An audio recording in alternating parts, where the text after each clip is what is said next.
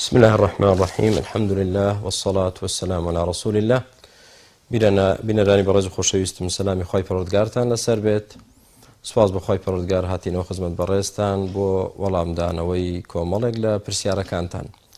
داواكارين لخواهي پروردگار يارمتي درمان بيت ونيتمان خالصكا وموفق منكا. لپرسياري برزك ودس بيدكين دلت من فرمان برم حفتي يقروش دوام دكم آية موچكم حلالة. براكم كنظامي دائركي توابي كيقروجت هبت هر لأصل ضوابي أو تشدني إن شاء الله. أما كنظامي دائركت بوشي وازبي كروجانا بيوست دوام كيت استاتو لقل بونمونا برپرسي دائركي خود برپرسة بچوككي دائركي خود اتفاقت كردو تنها يقروج دوام دكيت نخيرنا والله براكم موچكت حلال نية بويا کارمەندان پێویستە گەندەڵی نەکەن لە کارەکانیاندا بە جددی و بە پوختی و بە جوانی ئینشاءالله کارەکەیان بەجێ بگەێنن چونکە ئەگەر بێت و هەموو کارمەندەکان دەوامی خۆیان بکەن ڕۆژانە ئەوەی کە لەسەریانە ئیشی خەڵک بە جوانی بەڕێوە دەچێت خەڵک تووشی ناڕەحەتی نایەت خەڵک تووشی دواکەوتن نابێت و بە ئاسانیش ئیشی خەڵک بەڕێ دەکەن ئینشاءالله تعالە و ئەمەش وڵات بەرەو پێشەوە دەبا و ئینشاءالله بەرەو پێشکەوتنی دەبات. بەڕێزێکی تر دەڵێ من باوکم مردووە ئایا دروستە خێری بۆ بکەم؟ باوکت لە هەموو خێرێکی تۆ کە دەیکەیت کە ئەو سەبەبی چاکەی تۆ بوو بێ ئینشاءالله کە تۆ ڕێگای خێرخوازی و ڕێگای دینداری بگریتە بەر باوکت شەریکە ئینشاءالله لەو خێرانەی کە تۆ دەیکەیت بە ئیزنی خوا. بەتایبەتیش کە دوعای خێری بۆ بکەی زۆر گرنگە سوودی لێ دەبینێ و هەروەها ئینشاءالله کە خێریشی بۆ بکەی لە ڕای زۆرێک لە زانایان ئەوەیە کە بۆ مردوو دەچێت خێر مناڵ بۆ باوکی خۆی بیکە ئینشاءالله بۆی دەچێت و سوودی لێ دەبینێت بە پشتیوانی خوای گەورە. ئایا فرۆشتنی خواردنەوە گازیەکان دروستە بەتایبەت تایگەر چونکە کەمێک مادەی کحولی تێدایە؟ مادە گازیەکان کە مەبەستت سێڤن و بیبسی و مێرندا و ئەو جۆرە شتانە بێت نەک مەبەستت مادە سەرخۆشکەرەکان بێ وەکو بیرە و عەرەق و ئەوانە ئەوە بیبسی و ساردیمەنیەکان ئەوانە دروستە ئینشاءالله تعالە بەڵێ هەندێک لە توێژینەوە کە کراوە ئەوەی دەرخستووە کە زەرەری بۆ لاشە هەیە ئەگەر وا بێت و ثابت بێت زەرەری هەبێت فعلا ینی بۆ شەکرا یاخود بۆ هەر نەخۆشیەکی تر بەتایبەتی بیبسی کۆلا کەس بزانرێت بە زانستی بسەلمێنرێ زەرەری هەیە ئەو کاتە نابێت نە کەس بیخواتەوە نە کەسیش بیفرۆشێ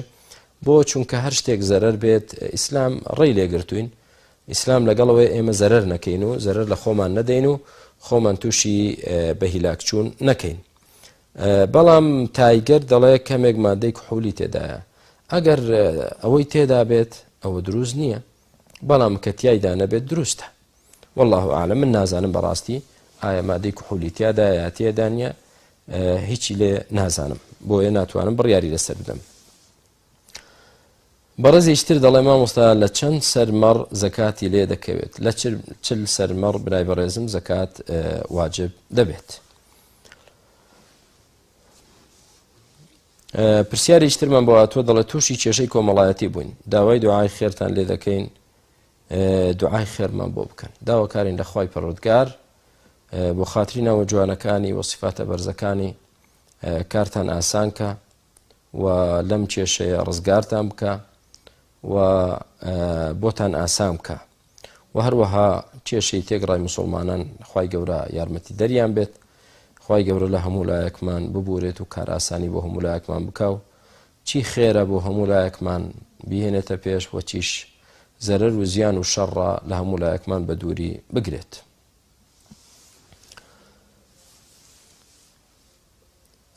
سلام علیکم علیکم السلام. ئایا ڕاستە مردوو بە ئەمانەت بە خاک بسپێردرێت لە شیشی ناکاتەوە؟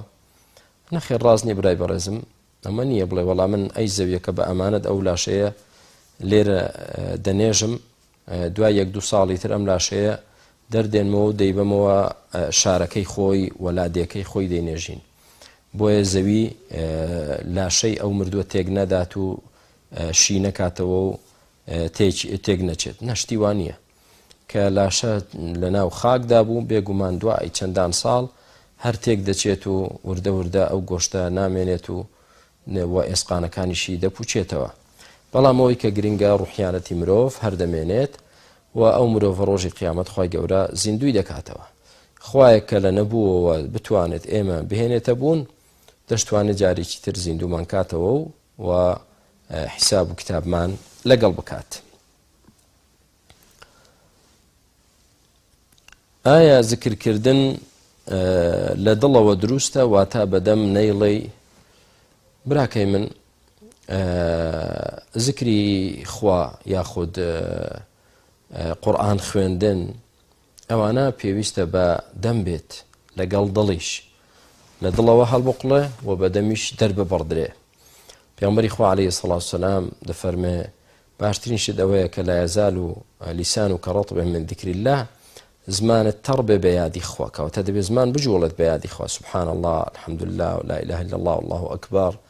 ولا حول ولا قوة إلا بالله کەواتە زمان دەبێ بجوڵێت بە یادی خوا نەک وەڵا بڵێ تۆ بڵێ من لە دڵدا یادی خوا دەکەم و تەواو کافیە بەسە نە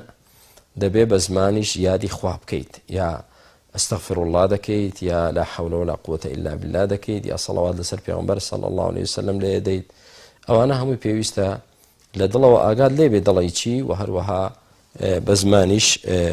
نوتقی پێ بکەیت و دەری ببڕیت و هەروەها قورئان خوێندن نابێت تۆ بڵێ وەڵام من بە دڵ و بە چاو قورئان دەخوێنمەوە دەمم ناجوڵێنم زمانم ناجوڵێنم نابێت ئەمە پێ ناوترێت قورئان خوێندنەوە ئەوە پێی دەوترێت تەئەممول و تێڕامان لە قورئان ئەمما خوێندنەوە ئیلا دەبێت چی بێت دەبێت بەدەم بێت پێغەمبەری خوا عەلەیهی سەڵات وسەلام فەرموویەتی إن الله تجاوز لي عن أمتي ما وسوست به أنفسها ياخذ حدثت به أنفسها ما لم تتكلم أو تعمل خواهي گەورە لە ئومەتەکەم بۆم بوراوە لە وەسوەسەی دڵیان تاوەکو بەدەم شتەکە نەڵێن یاخود بەکردەوە نەیکەن کەواتە تاوەکو بەدەم نێڵێت بە قسە حیساب نییە تۆش زیکری خوا تا بەدەم نەیکەیت ئەوە زیکر نییە و قورئان خوێندن تا بەدەم قورئان نەخوێنیت ئەوە قورئان خوێندن نییە بەڵێ بەڵام قورئان خوێندنێکی بەدەم دڵی لەگەڵ بێ ئاگات لێ بێت نەک بێ ئاگابی و یادکردنێکی خوا کە دڵت لەگەڵی بێت وەت پاڕانەوە و داواکردنێک لە خوا کە دڵت ئاگای لێ بێ إن الله لا يقبل دعاء ساه غافل لاه خوای گەورە دوعای کەسێک قبول ناکا کە دڵەکەی بێ ئاگایە و غافڵە يعني بۆ نمونە تۆ چەند وشەیەک لە دوعات لەبەر کردووە دەست بەرز کردوتەوە ربنا آتنا في الدنيا حسنة وفي الآخرة حسنة وقنا عذاب النار کۆمەڵێ جوملەت لەبەر کردووە بەڵام دڵت ئاگای لێ نییە ئێستا تۆ چ داوایەک لە خوا دەکەی ئەمە دوعا نییە یا بۆ نمونە تەلەڤیزیۆنت هەڵکردووە و فلیمێکی لەسەرە مسلسلێک یا گۆرانیەکی لەسەرە دەست پێ حیشت بەدەستەوە استەغفر الله استەغفر الله استەغفر الله خەریکی استەغفر الله کردنی بەڵام بیر و هۆش و دڵت لای چییە لای شاشەی تەلەڤیزیۆنەکەیە ئەمە پێی ناوترێ زیکری خوا بۆیە زیکر ئەوەیە بەدەم بێ و دڵیش ئاگای لێ بێ دوعاکردن ئەوەیە بەدەم بێ و دڵ ئاگای لێ بێ قورئان خوێندن ئەوەیە بەدەم بێ و دڵ ئاگای لێ بێ نابێت تەنها دڵ بێ و نابێت تەنها زمانیش بێت بەڵێ بەڕێزێکی تر دەڵێت مامۆستا من ناچمە ماڵی کەسوکارم چونکە تووشی غەیبەتکردن دەبم ئایا من گوناهبار دەبم براکەم تۆ لە تاوانێکەوە ڕات کردووە بۆ تاوانێکی تر نابێت ڕاستە کە تۆ لە غەیبەتکردن ڕادەکەیت کارێکی چاک دەکەیت دەستت خۆش بێکە حەز بە غەیبەت ناکەیت و خۆت لە غەیبەت دەپارێزی دەستت خۆش بێ زۆر باش دەکەیت ئەمما تۆ بڵێ وەڵام من قەتعی سیلەی ڕەحمی خزمەکانم دەکەم پەیوەندی خزمایەتی دەپچڕێن و سەردانیان ناکەم بەو بیانوەوە کەواتە تۆ تووشی گوناهێک بووی براکەی من ناکرێ پەیوەندی خزمایەتی بپچڕێنیت بە بیانووی ئەوەی چییە ئەوان غەیبەت دەکەن باشە تۆ غەیبەت مەکە کە تۆ دەچیتە ئەوێ و